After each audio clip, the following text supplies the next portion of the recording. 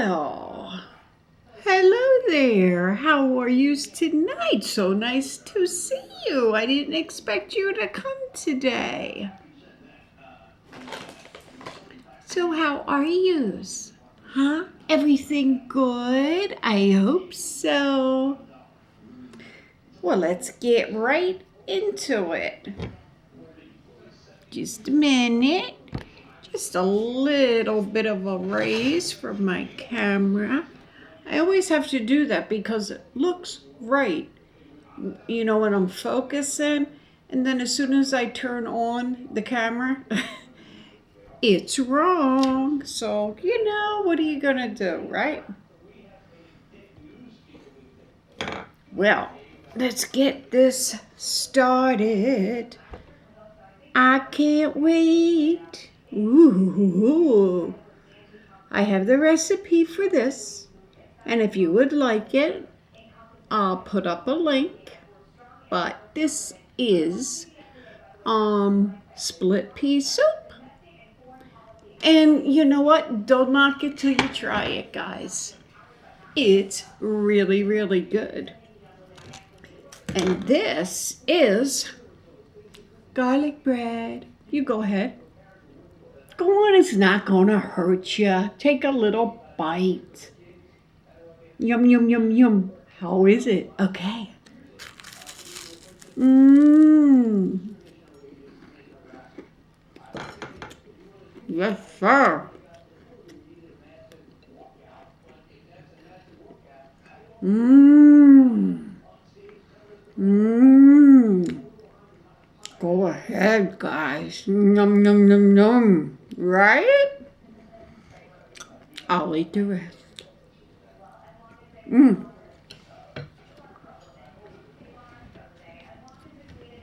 So, I have my split pea soup, and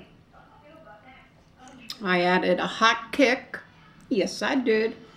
This is a local spice, so I don't know that you could even get it there. It's called Ed Hitzel's. But I have in here, I put some green onions on top. Mmm. Very, very nice.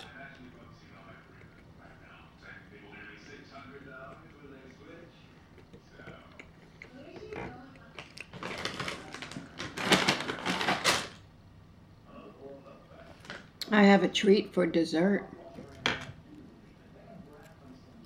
But I have some green onions that I put on top.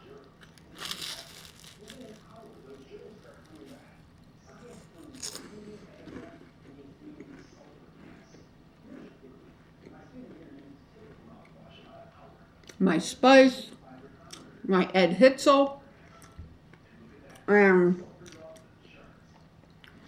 when you do like a split pea soup, they're actually yellow. They're dry.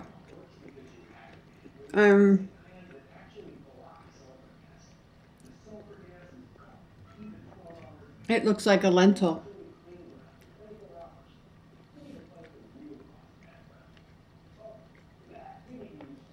So I added the split peas and carrots and potatoes and onions and celery.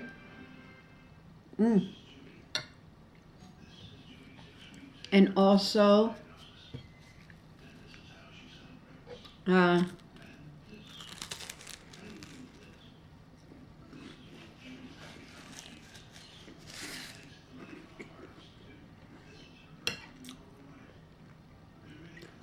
my onion soup mix.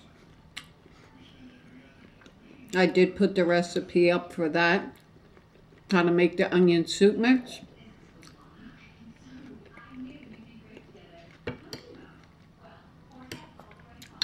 And for those of you who don't know how to dehydrate,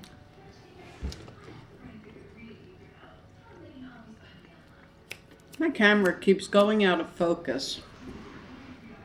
Darn. Just got this. I don't even know that it's been a year, and it was pricey, this camera. And still, I have so many problems with it.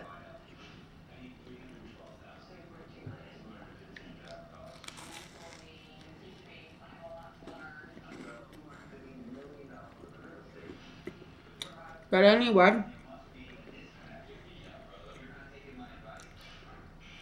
I did put up the recipe for the homemade onion soup. I said I was going to put up a link under my mukbang here. And I'm going to dehydrate my onions for another batch of my soup mix. Because I go through it pretty quickly. Onion soup mix is good in just about everything you make. Can't go wrong with it. So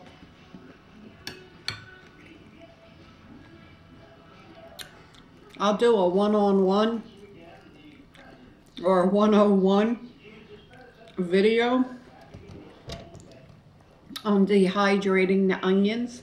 That's a piece of cake. All these things are so easy to do. You just have to have a dehydrator. Great, great investment.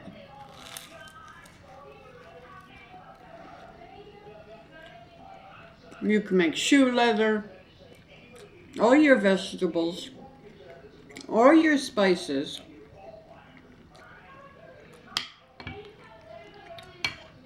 I'm giving you guys some great tips. I really am. You guys should grab onto these because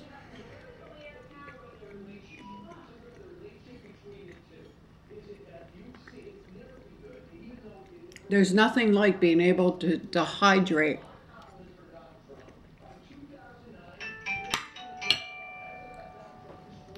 Things that you grow from your garden. Excuse me. Right in the middle of the mukbang.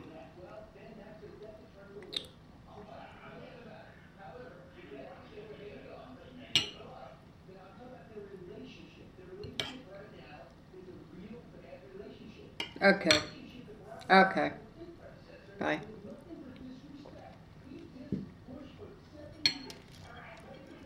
So anyway,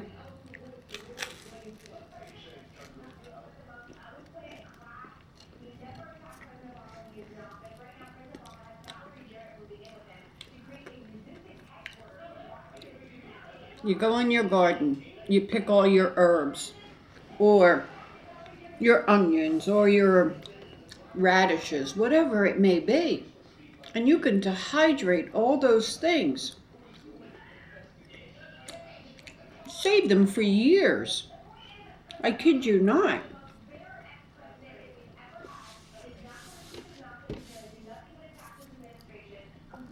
I dehydrate my tomatoes, so I'll make like dehydrated tomato. It's just like sun-dried tomatoes. You can make fruit leather. I don't know. I got it originally when I was raw.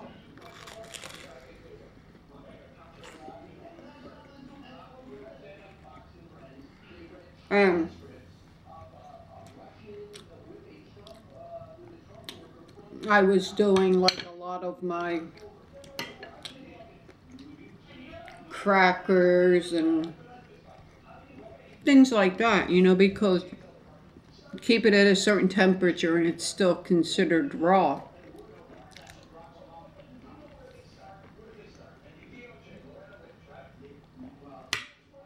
But I have my home garden all winter in the house.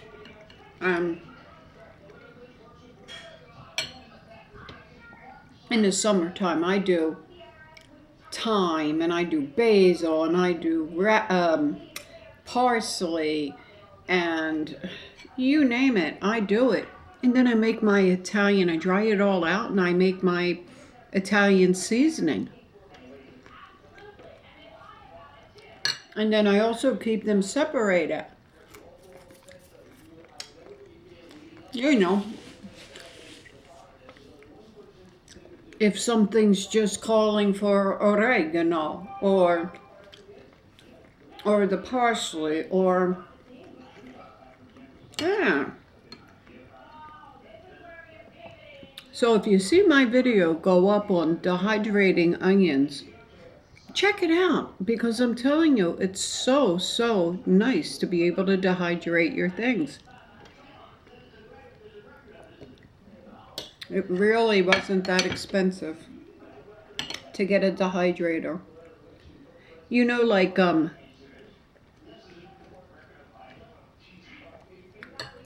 fruit roll-ups and things. You can make your own. It's easy peasy. You take your fruit, you get it, pretty ripe, and then you put it in your bullet or your Vitamix and get it very smooth. Pour it out on your sheet, pop it in the dehydrator.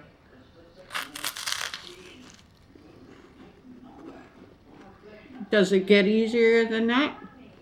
I think not.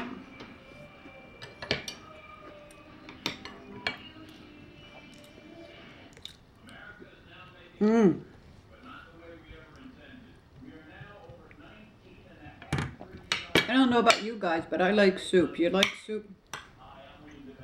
I do. Don't forget to check out my video from yesterday. It was so cute. It was so much fun.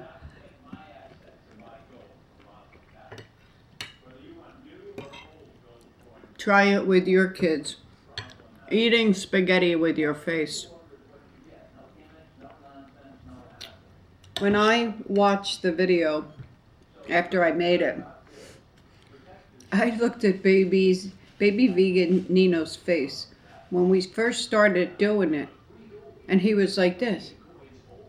Like, what are they doing? And then he laughed. It was so cute.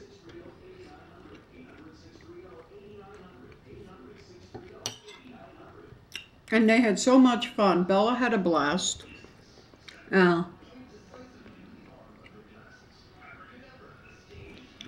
Went to school telling everybody, we had a contest, we had a challenge eating spaghetti with our face.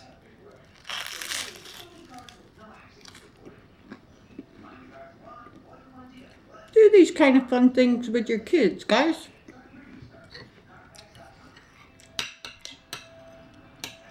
It makes a memory in their minds that they never forget.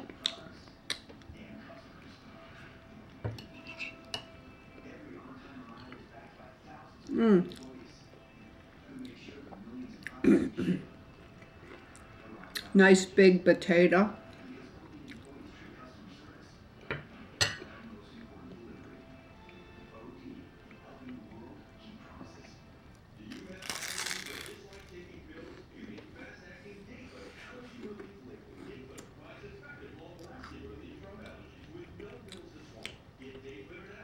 You guys know anybody that are depressed all the time? You go around them, I don't know, sometimes I really think they do it on purpose.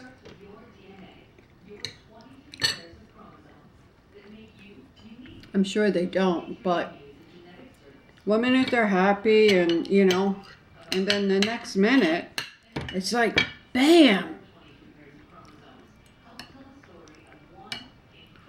That's the worst kind of person to be around.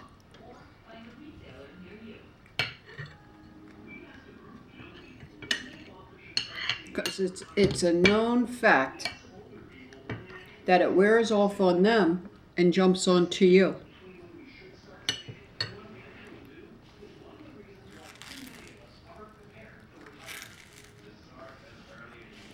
I can remember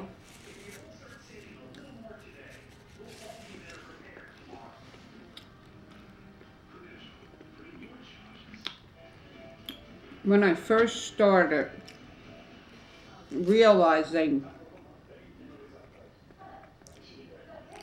that people,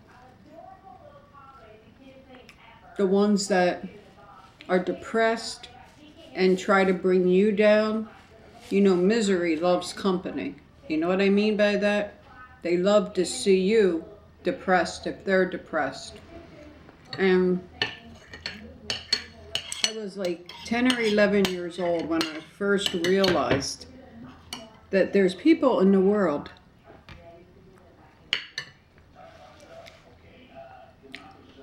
that can get very depressed and very nasty when they're depressed.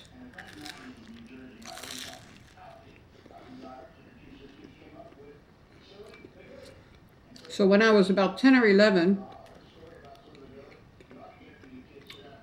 I had a sister-in-law. And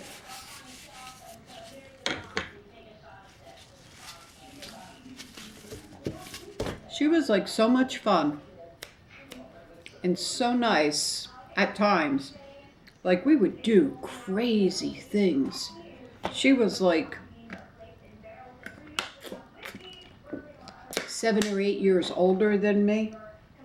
She got married very young. She would drive a car and she'd say, like, we'd get ready to go and I'd be getting in the car and she'd take off and I'd be holding on to the car. You know, 11, 12 years old, trying to get into the car. We'd be laughing our asses off, thinking it was the funniest thing ever. But she was fun to hang out with as a young girl.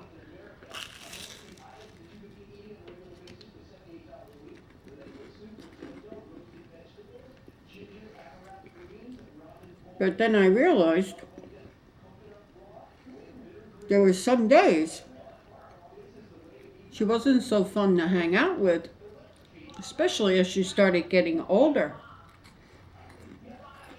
And I'm sorry to say, but when I say a miserable bitch, I mean a miserable bitch. In just those words. The nastiest, ugliest person you'd ever want to see when she was in a bad mood. And I don't know if it was depression. You know, I really, I mean, she would fight with her husband. Like I said, she was young. She would fight with her husband and just become the meanest person.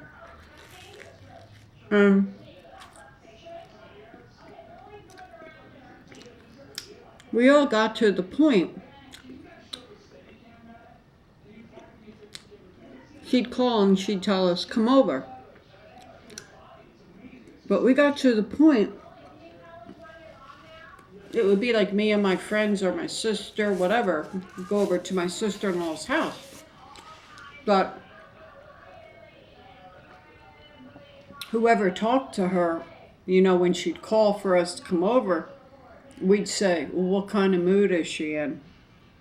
And if she was depressed, we all said, oh, no way. I am not going over there and hanging out with her, because we go into the house and we're all bubbly and everybody is, you know, having fun or whatever. You walk in and she's miserable and nasty. Within 5 minutes, the whole house is down. They're miserable and nasty. Well, I'm not going to say nasty. It takes a certain kind of person to be nasty. But miserable. It put us in a down mood, and it was like, no way. And we realized that at a very young age, to stay away from people that were just miserable. And I still, to this day, I find people that are like this a lot. You know, you're in a good mood, you're singing, you're happy. I try to stay like this every day, all day. I really do. There's days I don't feel good or whatever it may be. But I always try to be like a very upbeat person. I always say, what good is it going to do, you know, being miserable and worrying? it just doesn't get you any place, because in the long run, things work their way out in life. They really, really do. May not be exactly the way you want it, but things do have a way of working, their way out. So to sit and worry about it and get yourself sick and miserable, it just doesn't, doesn't make sense to do. But anyway, still to this day, I cannot be around a person that 1 minute is okay, and then the next minute, and I don't think this is depression. I'll tell you why.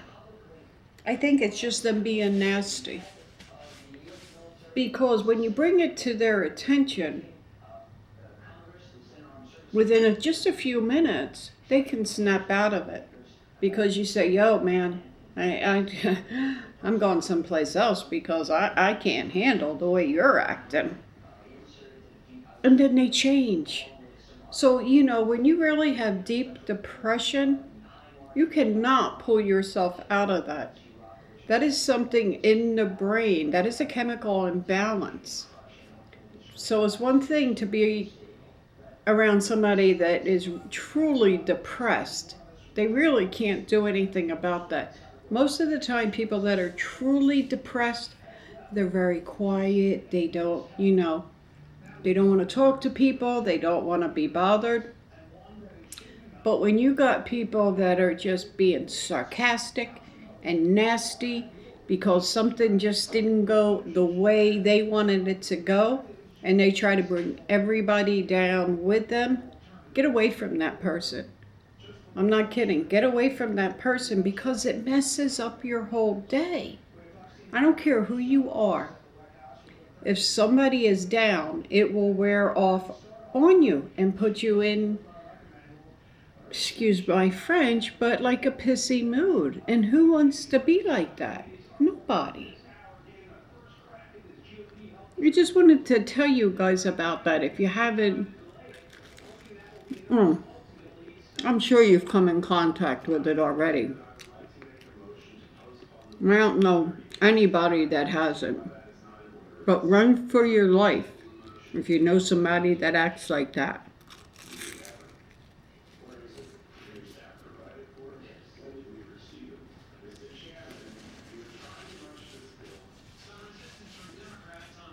You got to try to stay in life as upbeat as you possibly can. Life is tough. And to be unhappy and to be nasty to the whole world, tell me where that gets you. It gets you no place. I have people that, because I'm bubbly and I'm in a good mood, I try to be very positive with things.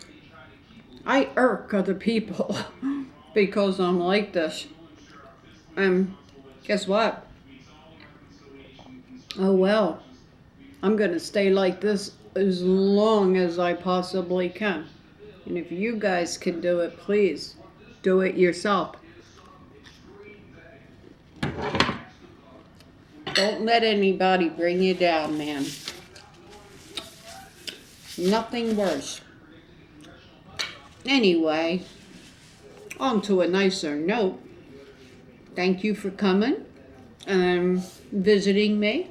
And thank you for allowing me to come visit you and eating supper with you. And until I see you again,